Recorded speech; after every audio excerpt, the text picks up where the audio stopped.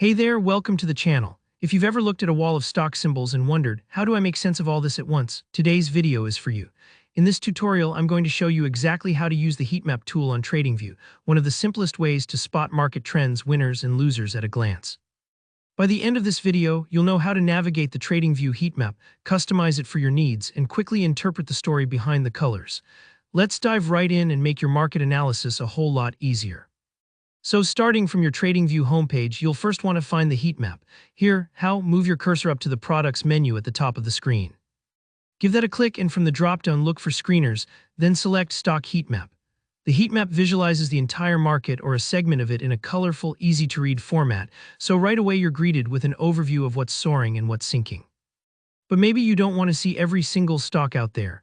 Let's say you only care about the S&P 500 or perhaps smaller cap names. Good news, you can absolutely customize which stocks the heat map displays. Right near the top, you'll find an option to change the source. Click on this, and you can pick from different lists, indices, or even create your own custom basket of tickers.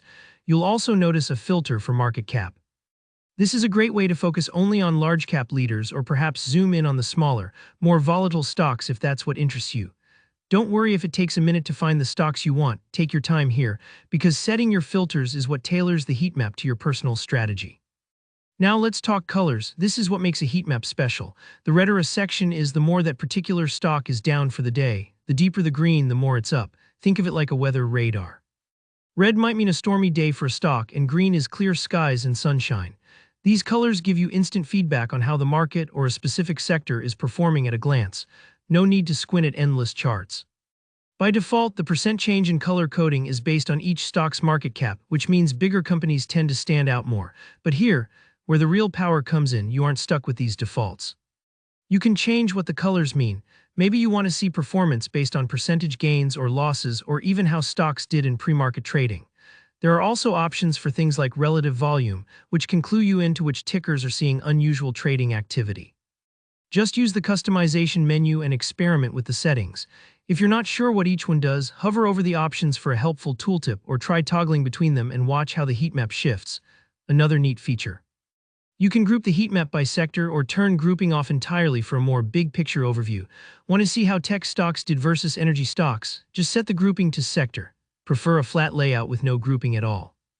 That's just one click away. Curious what the colors exactly mean in percentage terms? No problem, check the color legend in the bottom left corner of the heat map. This little bar is really helpful and gives you quick reference points so you're not left guessing. And here's something really cool. If you see an individual ticker that catches your eye, just click on it. You'll instantly see more details about its price performance, historical chart, upcoming or past earnings dates, and other key metrics without ever leaving the heat map.